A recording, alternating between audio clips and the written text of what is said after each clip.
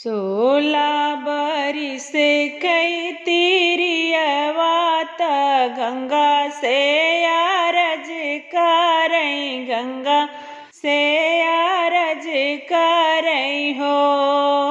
गंगाया अपन लहरे हमई दे तू त गुड़ होई जाई, त गुड़ होई जाई ती हो।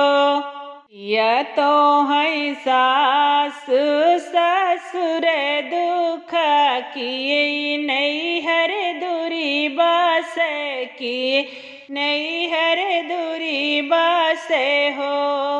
क्रिया किया तोहरे पिया परदेस, कावन दुख डूब्यू, कावन दुख डूब्यू हो। नहीं मोरे सास ससुर दुख, नहीं नैहर दूरी बस, नहीं नैहर दूरी बस हो।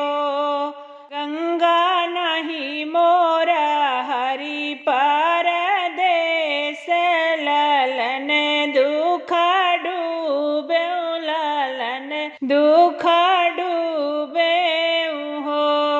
ससु मोरी कहेली बाझनिया, ननद बिज्रवासन कह, ननद बिज्रवासनी हो।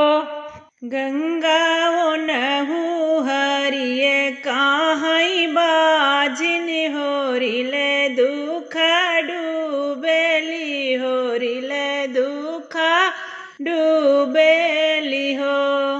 जावाऊं भावन धनिया अपने आज से गर्भे सोवऊं, आज से गर्भे सोवऊं हो।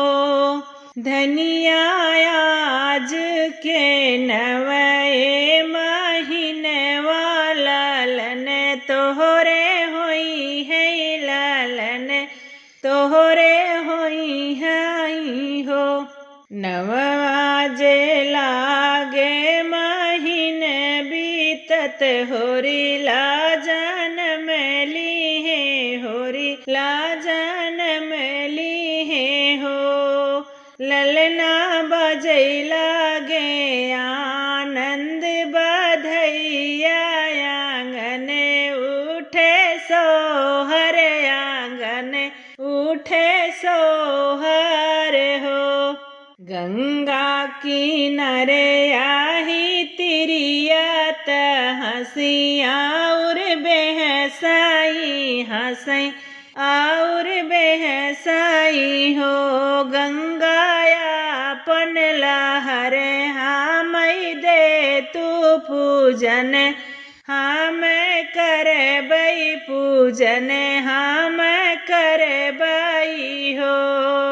16 बरिस कई तिरियवात गंगा से अरज करई, गंगा से अरज करई हो। गंगाया अपन लहरे हमई दे तू त गुड़ होई जाई ती हो।